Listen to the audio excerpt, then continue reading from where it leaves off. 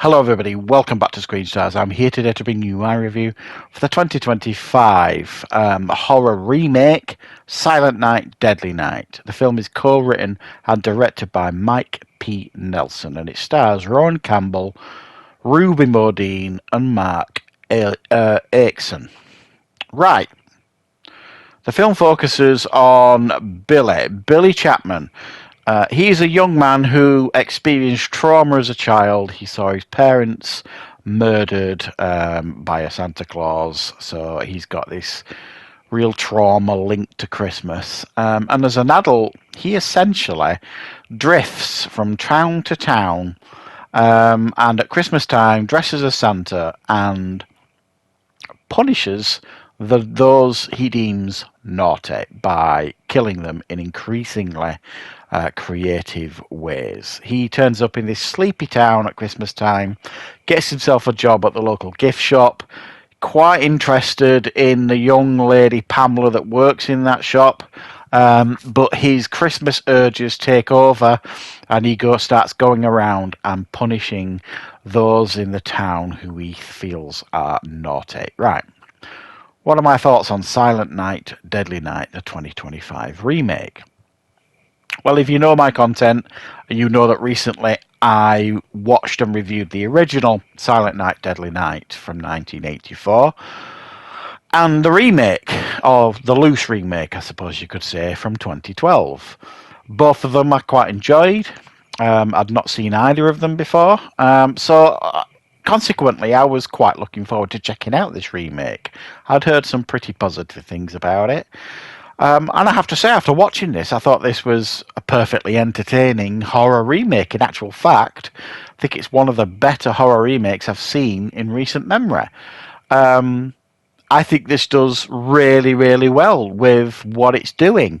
It's a fun, entertaining slasher film with a unique twist that you don't expect, especially if you've seen the original. Now, this definitely respects what's come before, and it tips its hat to the original for sure. There are obviously similarities. The character is named the same. He experiences a very similar trauma as a child. And he definitely dresses up like Santa and kills people. But to be honest, after that, that is really where the similarities end between that and the original. Because a more accurate description of this film would actually be Dexter crossed with the Bill Paxton film Frailty. And beyond that, I don't really want to say any more about what you could potentially expect from this film.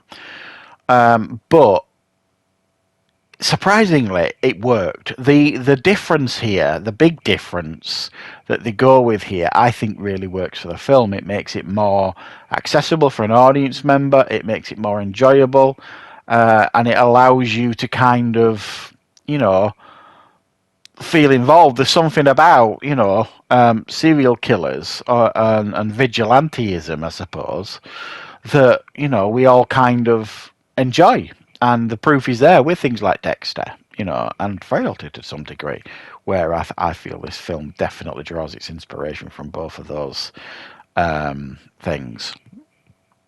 But it definitely works here. I think it's a good idea what they do here with the film, and it makes the character, like I say, a little bit more likable, and it worked. Now, the actor that plays him, Rowan Campbell, you may recognise him from the last Halloween film, Halloween Ends, the last one of the trilogy that we saw.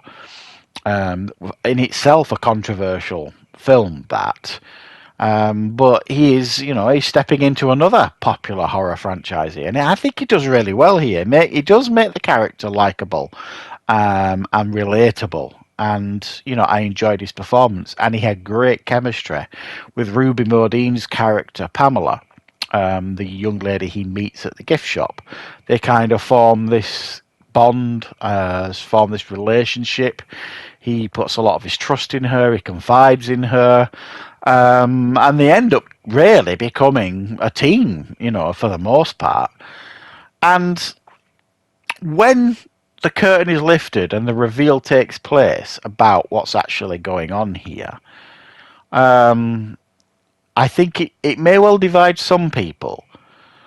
But like I say, I feel as though it really, really helped the film, and it really worked for the film, and it was a pleasant surprise.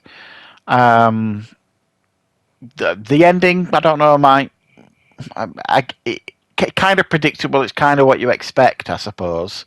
But again, I'm not sure everybody will appreciate that sort of thing. So I mean, it's it's odd because when you when you compare it to the original and even the 2012 loose remake, I think what we've got here again is I think it's a fair description to say that this again is a loose remake. It shares some similarities to the original. The character's called Billy. He suffers, trauma as a child, with his parents being murdered. And there's quite a few of the kills in the film that, have got direct comparisons to the kills you see in the original. But beyond that, there's not a huge amount of comparison. It really does try and be its own thing.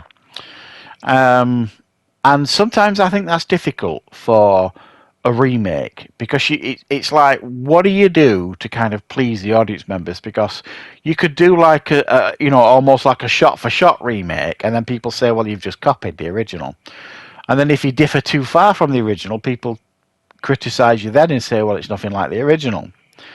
So it's a real fine balancing act, and I think this one absolutely nails that in regards to the balancing act that it's performing, pleasing the fans of the original, but also really trying to be its own thing at the same time, and it really is its own thing. So we've got, almost you could argue, you've got like a film here that has evolved twice. You've got the 2012 loose remake that